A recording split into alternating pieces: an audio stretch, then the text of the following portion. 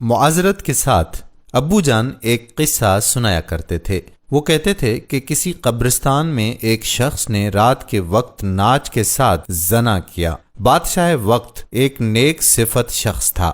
اس کے خواب میں ایک سفید پوش آدمی آیا اور اسے کہا کہ فلاں مقام پر فلاں شخص اس گناہ کا مرتکب ہوا ہے، اور اسے حکم دیا کہ اسی زانی کو فوراً بادشاہی دربار میں لا کر اسے مشیر خاص کے عہدے پر مقرر کیا جائے۔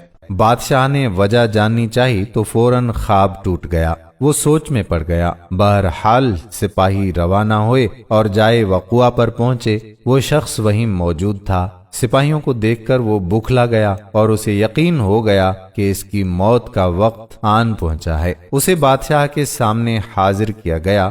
بادشاہ نے اسے اس کا گناہ سنایا اور کہا، آج سے تم میرے مشیر خاص ہو۔ دوسری رات بادشاہ کو پھر خواب آیا تو بادشاہ نے فوراً اس سفید پوش سے اس کی وجہ پوچھی کہ ایک ایسے بندے کے ساتھ ایسا کیوں کرنے کا کہا آپ نے؟ سفید پوش نے کہا، اللہ کو اس کا گناہ سخت ناپسند آیا، چونکہ اس کی موت کا وقت نہیں آیا تھا، اس لیے تم سے کہا گیا کہ اسے مشیر بنا لو تاکہ وہ عیش میں پڑ جائے اور کبھی اپنے گناہ پر نادم ہو کر معافی نہ مانگ سکے، کیونکہ اس کی سزا آخرت میں طے کر دی گئی ہے۔ مرتے دم تک وہ عیش میں غرق رہے گا اور بلکہ خوش بھی ہوگا کہ جس گناہ پر اسے سزا دی جانی چاہیے تھی اس گناہ پر اسے اعلیٰ عہدہ مل گیا، سو اسے گمراہی میں رکھنا مقصد تھا۔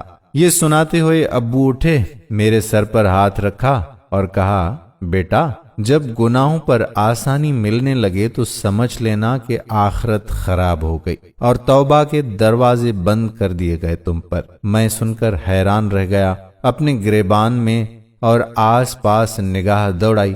کیا آج ایسا نہیں ہے؟ بار بار گناہوں کا موقع ملتا ہے اور کتنی آسانی سے ملتا ہے اور کوئی پکڑ نہیں ہوتی ہماری۔ ہم خوش ہیں، عیش میں ہیں۔ کتنے ہی مرد و خواتین کتنی ہی بار گھٹیا فعل کے مرتکب ہوتے ہیں اور مرد اسے اپنی جیت اور عورت اپنی جیت کا نام دیتے ہیں، اور اگلی بار ایک نیا شکار ہوتا ہے۔ پہلی بار گناہ پر دل زور زور سے دھڑکے گا، آپ کا دماغ غیر ضروری سگنل دے گا، ایک ٹیس اٹھے گی ذہن میں، جسم لاغر ہونے لگے گا، کانپنے لگے گا۔ یہ وہ وقت ہوگا جس وقت ایمان جھنجھوڑ رہا ہوتا ہے، چلا رہا ہوتا ہے کہ دور ہٹو، باز رہو، مگر دوسری بار یہ شدت کم ہو جائے گی، پھر ختم ہو جائے گی، پھر انسان مست رہتا ہے اور خوش بھی، مگر افسوس کہ اوپر والا اس سے اپنا تعلق قطع کر لیتا ہے۔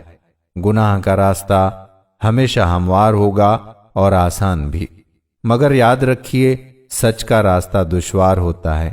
اس میں بے شمار تکلیفیں ہوں گی، آزمائشیں ہوں گی، مصیبتیں ہوں گی، سب ہوں گی، مگر گناہ کا راستہ ہمیشہ ہموار ہوگا۔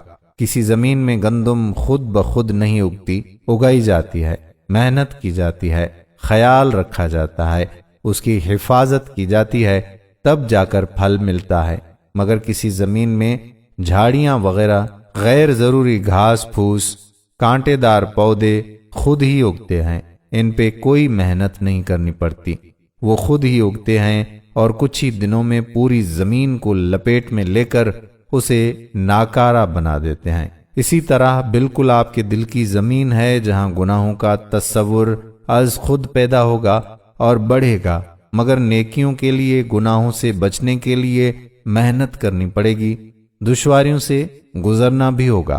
خدا را اس لعنت سے بچیں۔ اس میں ملوث ہونا کوئی کمال نہیں ہے، بچنا کمال ہے، باز رہنا کمال ہے۔ سوچئے، نکلیے اس گناہ سے۔ کیوں حیا کا اٹھ جانا ایمان اٹھ جانے کی نشانی ہے؟ نشانی ہے اس بات کی کہ اندھیری قبر میں بہت برا ہونے والا ہے۔ اللہ تعالی ہم سب کو ہدایت دے، ہماری عاقبت سنوار دے، آمین۔